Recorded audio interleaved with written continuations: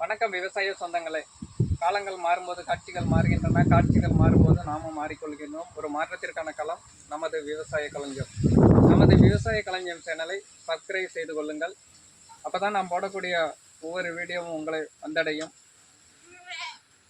நம்முடைய ஒவ்வொரு வீடியோவையும் முழுமையும் பாருங்கள். அப்போ தான் உங்களுக்கு பயனுடையதாக இருக்கும். வாங்க வீடியோக்குள்ளே போகலாம். இன்றைய சூழ்நிலையில் இயற்கை உரம் என்பது ஒரு முக்கியத்துவம் வாய்ந்ததாகவே கருதப்படுகிறது. நம் வீட்டில் கிடைக்கக்கூடிய குப்பை மற்றும் ஆட்டு எரு, மாட்டு எரு இவற்றை பயன்படுத்தி நாம் மண்புழு உரம் எப்படி தயாரிப்பது பற்றி பார்க்கலாம். வாங்க வீடியோக்குள்ளே போகலாம். இப்போ நம்ம வீட்டில் கிடைக்கக்கூடிய மாட்டு எரு பார்த்தீங்கன்னாலே தெரியும். அவரவர் வீட்டில் கிடைக்கக்கூடிய மாட்டு எரு எடுத்துக்கலாம். அடுத்து பார்த்தீங்கன்னா ஆட்டு எரு, அது இயற்கையாக நம்ம வீட்டிலே கிடைக்கும். அதை எப்படி நம்ம மண்புழு உரமாக மாற்றுவது என்பதை பற்றி தான் இந்த பதிவு. அடுத்தது பார்த்தீங்கன்னா, நம்ம ஆடுகளுக்கு இரையாக போடக்கூடிய அந்த தழையானது வேஸ்டேஜ் என்று சொல்லக்கூடிய அது மீதி இந்த மழையிலலாம் தடை நனைஞ்சிச்சுன்னா அந்த ஆடு திங்காது. அப்படியே பார்த்தீங்கன்னா அது வேப்பந்தழை அப்படியே இருக்கும். அந்த தழையை எடுத்துக்கலாம். அடுத்து பார்த்தீங்கன்னா, நம்ம ஆடுகளுக்கு போடக்கூடிய பில்லு, அதுவும் பார்த்தீங்கன்னா நம்ம கொஞ்சம் மடிச்சலாக இருக்குது, அதையும் எடுத்துக்கலாம். கட் பண்ணு. ஆடுகளுக்கு போடப்பட்ட அந்த பில்லு, மாட்டுக்கெல்லாம் போட்டு அது வேஸ்டேஜ் ஆகக்கூடிய அந்த பில்லு எடுத்துக்கிறோம். இப்படியே வீட்டில் உள்ள குப்பையை எடுத்துக்கிறோம். அடுத்தது இப்போ குழி வெட்டிக்கிறோம். குழியான அளவு பார்த்திங்கன்னா 7 அடி நீளம். இதனுடைய நீளம் பார்த்திங்கன்னா 7 அடி. இந்த பார்த்திங்கன்னா 5 அடி. நீளம் வந்து 7 அடி, அகலம் வந்து 5 அடி எடுத்துக்கிறோம். அதனோட ஆழம் பார்த்திங்கன்னா 1 அடி. உங்களுக்கு எவ்வளோ தேவைப்படுதோ அதுக்கு தகுந்தபடி நீங்கள் 2 அடி 3 அடி ஆழத்தை அதிகப்படுத்திக்கலாம். ஆழத்தை தேவைக்கு ஏற்ப நம்ம அதிகப்படுத்திக்கலாம், அகலப்படுத்திக்கலாம். அடுத்தது இதன் கீழ்ப்பகுதியில் வந்து பிளாஸ்டிக் பேப்பர் இருந்தால் போட்டுக்கலாம். இதே போல் பிளாஸ்டிக் பேப்பர் இருந்தால் போட்டுங்க அடிப்பகுதியில்.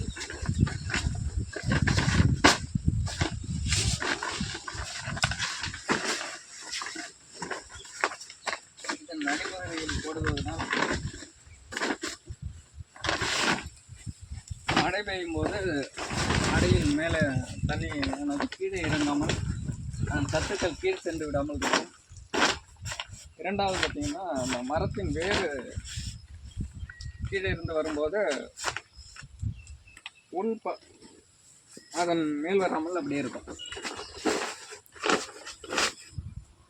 இதன் அடிப்பகுதியில் ஒரு பிளாஸ்டிக் கவர் கொண்டு அப்படி போட்டுடலாம் மரம்.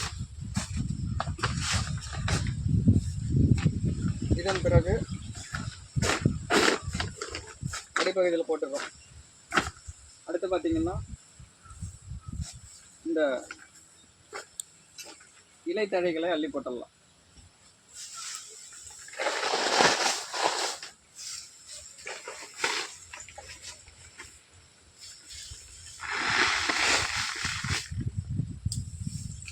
ஈஸியாக மடிக்கக்கூடிய இந்த வைக்கல்லாம் சீக்கிரம் மடிக்கும்.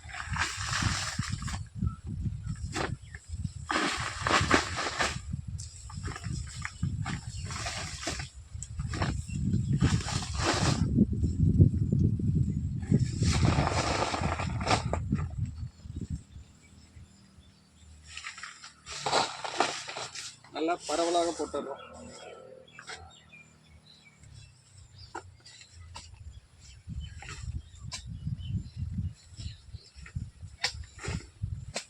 எல்லாமே இது வைக்கோல், மாட்டை கூட விட்ட மாடு அப்படியே கழிச்சு போட்ட வைக்கோல்,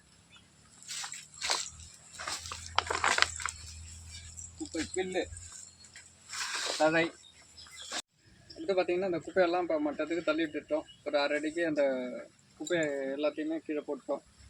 அடுத்து பார்த்திங்கன்னா நம்ம இந்த ஆட்டு எரையும் அள்ளி போட்டுறோம்.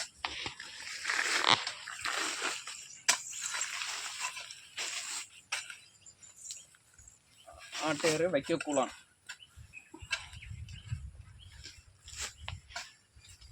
அடுத்தது இந்த மாட்டு சாணம்.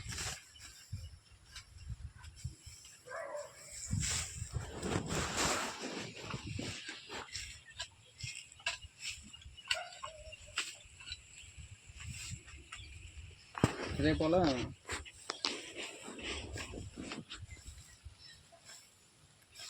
டெய்லி நம்ம அந்த மாட்டு எரு ஆட்டு எரு குப்பை கொஞ்சம் கொஞ்சமாக அந்த குழி மூடும் வரையில் இந்த 1.5 அடி மட்டம் வரை இப்போ பார்த்தீங்கன்னா அந்த இதெல்லாம் ஒரு 1/2 அடிக்கு நிரப்பிக்கிறோம் அந்த குழி மட்டத்தை. பாக்கி இன்னும் 1 அடி மட்டம் இருக்கிறது. நம்ம அது ஒரு குறிப்பிட்ட நாளில் இந்த மட்டம் வரலையும் நம்ம வேஸ்டேஜ் ஆகக்கூடிய அந்த குப்பை மாட்டு எரு ஆட்டு எரு பில்லு இதை போட்டு குழியை வந்து ஃபுல்லாக நிரப்பிடணும். இது மட்டத்துக்கு நிரப்பிட்டு அதற்கு பிறகு பார்த்திங்கன்னா தென்னை மட்டை இல்லை பனை மட்டை போட்டு மூடிடணும். இப்போ மழை காலங்கிறதுனால தண்ணி தெளிக்க வேண்டியது கிடையாது. அடுத்து பார்த்திங்கன்னா இது கோடை காலமாக இருந்ததுன்னா நம்ம ஒரு வாரத்துக்கு ஒரு பேர் தண்ணி தெளிக்கணும் ஃபுல்லாக.